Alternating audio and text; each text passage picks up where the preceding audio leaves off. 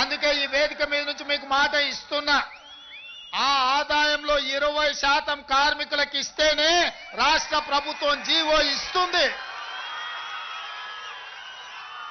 మీ శ్రమతో సంపాదించే ప్రతి రూపాయిలో మీకు వాటా ఉండాలి, మీకు భాగస్వామ్యం ఉండాలి. ఈ వేదిక మీద నుంచి మా అధికారులకు నేను ఆదేశాలు ఇస్తున్నా, రేపటి భవిష్యత్తులో ఎంత పెద్ద నిర్మాత అయినా, ఎంత ఇన్ఫ్లుయెన్షియల్ పర్సన్ అయినా రాష్ట్ర ప్రభుత్వం అదనంగా టికెట్ల ధరలు పెంచితే వచ్చే ఆదాయంలో 20% నా కార్మిక సోదరుల కుటుంబాలకు వెల్ఫేర్ ఫండ్ కింద వాళ్ళకు ఆ నగదు బదిలీ జరిగితేనే ఆ ఒప్పందం ప్రకారమే మా రాష్ట్ర ప్రభుత్వం జీవో ఇస్తుంది. ఈ నిబంధనలు నేను సవరిస్తానని చెప్పి ఈ సందర్భంగా కార్మిక సోదరులకు నేను మాట ఇస్తున్నా.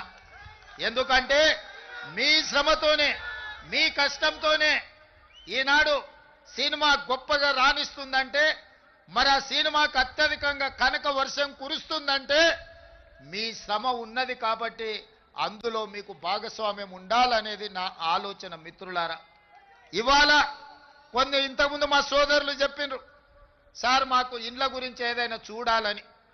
తప్పకుండా ఈ కార్మికుల కోసం ఏం అవకాశాలు ఉన్నాయో నేను ఇంకా పరిశీలించలేదు.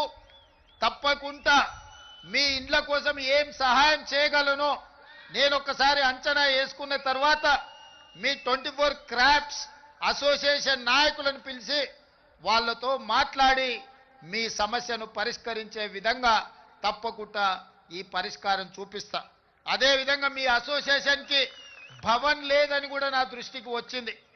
మరి కార్మిక సంఘాల నాయకులు వాళ్ళు చెప్పాలి, ఖచ్చితంగా దానికోసం కొంత స్థలాన్ని కేటాయించి నిర్మించుకోవడానికి అవసరమైన ఆర్థిక సహాయాన్ని కూడా రాష్ట్ర ప్రభుత్వం తరఫున చేసే బాధ్యత నేను తీసుకుంటాను. అదేవిధంగా ఫైటర్స్కి, సినీ కార్మికుల యొక్క ప్రాక్టీస్కి కొంత స్థలం కేటాయిస్తే బాగుంటుంది అని ఇంకొంతమంది చెప్పారు. తప్పకుండా మీ సూచనను పరిగణలోకి తీసుకొని ఈనాడు మనం నిర్మించుకోబోయే భారత్ ఫ్యూచర్ సిటీలో మీకు కావలసిన వసతులను ఏర్పాటు చేయడానికి రాష్ట్ర ప్రభుత్వం నిర్ణయం తీసుకుంటుంది. అందుకే మిత్రులారా, ఈనాడు ముఖ్యమంత్రిగా కాదు, మీ కుటుంబ సభ్యుడిగా నేను ఇక్కడికి వచ్చిన. ఈ ప్రాంతంలో ఉండే సినీ కార్మికుల యొక్క సమస్యల్ని తప్పకుండా రాష్ట్రం ప్రభుత్వం పరిష్కరిస్తుంది. మీ సంఘ నాయకులు చెప్పినారు 10 సంవత్సరాలలో మేము ఏనాడు కూడా ముఖ్యమంత్రి గారిని కలవలేదు అని.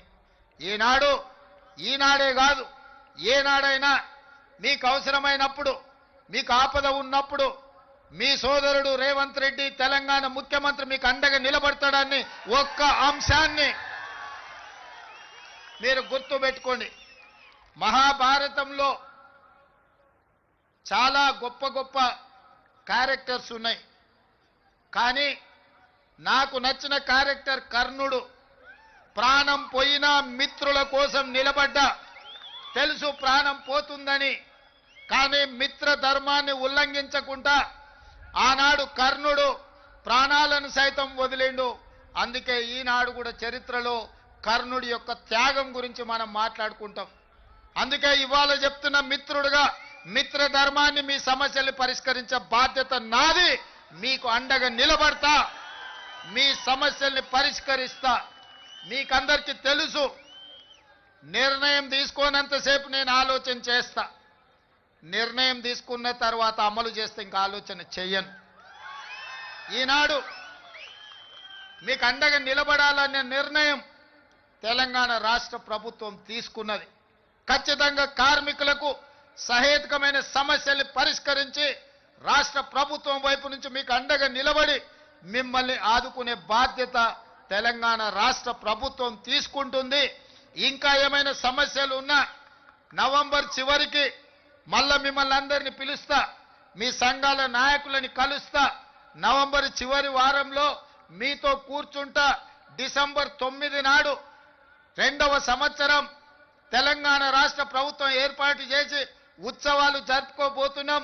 డిసెంబర్ 9 నాడు మీకేమేమి చెయ్యబోతున్నామో ఆనాడు స్పష్టంగా ప్రభుత్వం ఆదేశాలు ఇస్తుంది. ఈ 2 నెలల్లో